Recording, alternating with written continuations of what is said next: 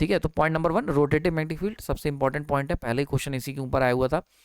तो अगर हम बात करते हैं रोटेटिव मैग्नेटिक फील्ड की, तो सबसे पहले इसके बारे में 2-3 बातें जान लो। Rotative magnetic field mainly create कैसे की जाती है, तो इसके लिए हम लोग 3 फेज सप्लाई हमें चाहिए, इसके लिए 3 फेज एसी करंट जो कि हम देंगे 3 वाइंडिंग्स के ऊपर, 3 फेज वाइंडिंग के ऊपर, जो कि हमने स्टेटर पे कर रखी है। So that is your stator and this is the rotor. तो स्टेटर के ऊपर हमने 3 फेज वाइंडिंग कर रखी, आर वाई बी, 3 फेज हो गया। ये जो 3 फेज वाइंडिंग है 120 डिग्री स्पेस अपार्ट है, देख रहे हो, यहाँ पर है, दूसरी यहाँ पर है, 120 पे यहाँ पर है।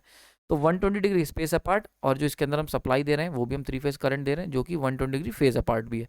तो 120 degree space apart winding, space apart तो वाइंडिंग होनी चाहिए, plus 120 degree phase apart supply होनी चाहिए, कि मतलब सप्लाई भी जो करंट आएगा आर वाई एंड बी, तो आर वाई बी, तो जो करंट है वो भी 120 के फेज डिफरेंस पर है, और सप्लाई जो हमने वाइंडिंग करी है वो भी 120 के फेज स्पेस डिफरेंस पे की है, तब जाके हमें एक रोटेटिंग मैग्नेटिक फील्ड मिलती है। ठीक है, तो समझ में आ गई होगी। अब रोटेटिंग मैग्नेटिक फील्ड से क्या मतलब समझे, तो रोटेटिंग मैग्नेटिक फील्ड से आप ये समझ सकते हो कि एक आपको रोटर को, मतलब रोटर को ऐसा लगेगा कि नॉर्थ पोल जो है वो रोटेट कर रहा है मशीन के अंदर, पोल रोटेट कर रहा है, मतलब फील्ड लाइंस इस तरीके, इन तीनों का कॉम्बिनेशन इस तरीके की मैग्नेटिक फील्ड जनरेट करता है इन द एयर स्पेस, कि रोटर को लगता है कि मैग्नेट नॉर्थ पोल जो है वो रोटेट कर रहा है मेरे आसपास, सही है, और उसी को हम लोग रोटेटिंग मैग्नेटिक फील्ड कह देते हैं। नॉर्थ इधर है तो साउथ इधर हो गया, समझ में आ रही बात है।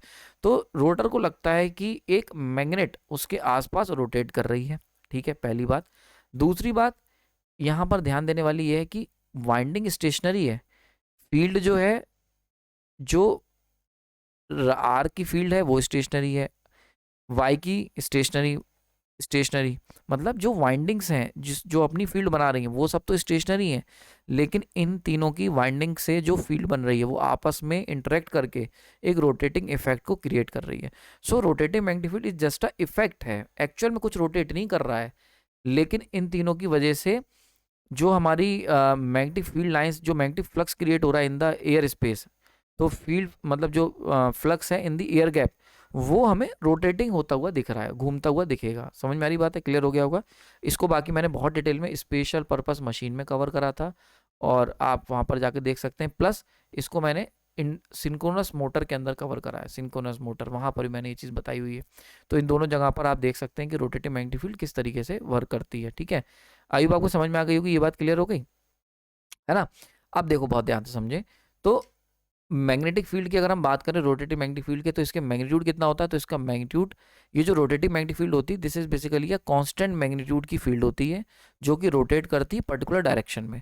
अब इसमें 3 चीज़ें इंपॉर्टेंट हैं, एक तो रोटेट करती है ये, तो रोटेट करेगी तो इसकी स्पीड होगी बिल्कुल NS is the rotating speed of the rotative magnetic field, कि भैया जो नॉर्थ तो साउथ घूम रहा है ये किस स्पीड से घूम रहा है, तो ये जो इसकी स्पीड होती है गोल गोल घूमने की in the air gap of the rotor, ये स्पीड होती है सिंक्रोनस स्पीड, इसको हम नाम देते हैं सिंक्रोनस स्पीड। ठीक है, और ये जो रोटेटिव मैग्नेटिक फील्ड है इसका कुछ मैग्नीट्यूड होगा, तो मैग्नीट्यूड 2 चीज़ हो गई, तीसरा इसकी कुछ घूमने की डायरेक्शन होगी। तो जब भी हम बात करते हैं रोटेटिव मैग्नेटिक फील्ड की, तो इसके बारे में 3 चीज़ें पता चली, एक तो इसकी घूमने की कोई डायरेक्शन होगी, घूमने की कुछ स्पीड होगी, और इसका कुछ मैग्नीट्यूड होगा। तो तीनों चीज़ों का मैं आंसर देता हूँ। इसका जो मैग्नीट्यूड होगा वो होता है 1.5 फाई एम।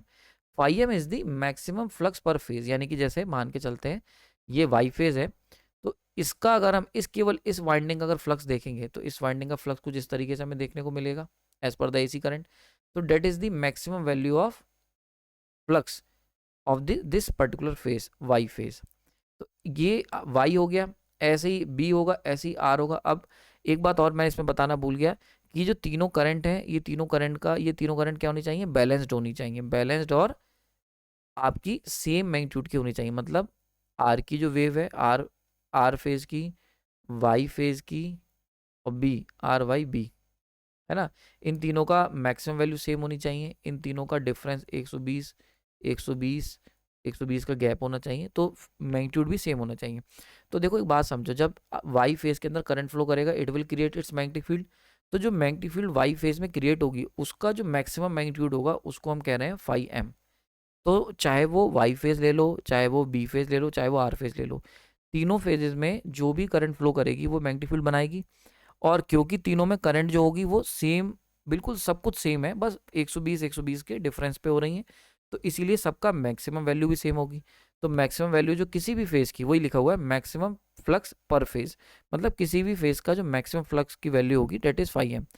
तो भाई साहब जो रोटेटिव मैग्नेटिक फील्ड बन रही है उसका जो फ्लक्स है, उसके फ्लक्स का जो मैग्नीट्यूड है डेट इज 1.55 एम, यानी कि डेढ़, मतलब 1.5, मतलब समझ ही गए होगे यार, तो 1.55 एम, ठीक है, क्लियर हो गया, ये आपको याद रखना है। तो ये तो मैग्नीट्यूड हो गया। स्पीड जो होती है वो मैं यहाँ पे नीचे बता देता हूँ। तो भैया रोटेटिव मैग्नेटिक फील्ड जो होगी वो रोटेट करेगी एट अ पर्टिकुलर स्पीड, उसको हम कहते हैं, नाम दिया जाता है सिंक्रोनस स्पीड। तो synchronous speed is the speed of rotative magnetic field, जिस स्पीड वो रोटेट करती है। और इसका फॉर्मूला बहुत इंपॉर्टेंट है, सबको याद होगा, N S equal to 120 F by P. F is the frequency of the AC supply, P is the number of poles, कितने पोल्स हैं भाई आपके मशीन में, है ना। तो ये हो गया। डायरेक्शन हमेशा याद रखना, बहुत इंपॉर्टेंट, क्वेश्चन खूब आते हैं। इसकी रोटेटिव मैग्नेटिक फील्ड की जो डायरेक्शन ऑफ रोटेशन है वो हमेशा लीडिंग से टू जस्ट लैगिंग फेस। ये जस्ट वाली बात ना कोई बताता नहीं है, तो उसमें बड़ा कंफ्यूजन हो जाता है। उसमें जैसे for example R Y B है, अब अगर ज़्यादातर बुकों में लिखा होता है लीडिंग टू लैगिंग फेस, तो भैया आर से लैग तो वाई भी कर रहा है और आर से लैग बी भी कर रहा है, तो ये तो दोनों तरफ हो गया। तो ये मुझे हमेशा कन्फ्यूजन रहता था कि लैगिंग फेज तो वाई भी है और लैगिंग तो बी भी है, बी 240, बल्कि बी तो बहुत ज़्यादा लैग कर रहा है, 240 डिग्री लैग कर रहा है आर से, और वाई तो 120 ही लैग कर रहा है। तो फिर क्या करें? तो सिंपल, इसीलिए मैंने ये मेरी पर्सनल मैं यूज़ करता हूँ ये वर्ड जस्ट लैगिंग, इसीलिए मैंने बताया भाई ये अपने रिस्क पर इस्तेमाल करें। जैसे दिल्ली में रेखा गुप्ता कहती है अपने रिस्क पर आए, वैसे ही आप अपने रिस्क पर इसको इस्तेमाल करें, बट ये आपको गलत होने से बचाएगा, ठीक है। तो ये आपका, जब भी आप गलती होने के चांसेस होंगे तो ये वर्ड छोटे मोटे आपको बचा लेंगे। तो देखो यहाँ पे ध्यान से देखो, लीडिंग टू जस्ट लैगिंग। अब जस्ट लैगिंग का मतलब क्या हुआ? जो सबसे करीब वाला लैगिंग है। तो आर के सबसे करीब वाला लैगिंग कौन है? वाई। वाई के सबसे करीब वाला लैगिंग कौन है? बी। बहुत इंपॉर्टेंट, समझ में आ रही बात है? समझ में आ रही बात है? तो यानी कि अगर हम सिंपली देखें, आर से जो सबसे करीब वाला लैगिंग है डेट इज वाई, तो हमेशा आर से वाई की तरफ हमें रोटेटिव मैग्नेटिक फील्ड देखने को मिलेगी। तो जैसे अगर मान के चलते हैं हमने सप्लाई कर रखी है, जैसे ये रोटर स्टेटर है, यहाँ पर हमने आर फेज लगाया, यहाँ पर वाई लगाया, यहाँ पर बी लगाया, तो जो रोटेटिव मैग्नेटिक फील्ड होगी वो आर से जस्ट लैगिंग वाला कौन है? वाई। वाई से जस्ट लैगिंग कौन है? बी। तो क्लॉकवाइज डायरेक्शन में रोटेट करते हुए दिख जाएगी, कोई टेंशन नहीं। लेकिन अगर हमने क्या करा, स्टेटर के ऊपर वाइंडिंग करी, आर करा और वाई यहाँ पे कर दिया और बी यहाँ पर कर दिया, तो आर से जस्ट लैगिंग कौन है? वाई। वाई से जस्ट लैगिंग कौन है? बी। तो हमें एंटी क्लॉकवाइज डायरेक्शन में रोटेटिंग मैग्नेटिक फील्ड रोटेट करते हुए दिखेगी, सही है। यानी कि बड़ा इंटरेस्टिंग चीज़ आई कि भाई जो direction of rotative magnetic field है उसको हम चेंज कर सकते हैं सिंपली बाय इंटरचेंजिंग कोई भी दो फेज को, ठीक है।